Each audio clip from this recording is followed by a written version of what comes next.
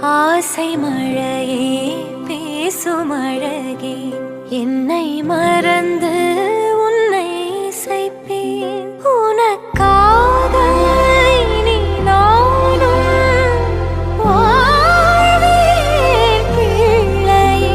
திருக்கோவில் மணி போல உன் சொல் கேட்கிறேன். உன்னை தாண்டி பேரழகு எதுவும் இல்லை இங்கே. ஜீவன்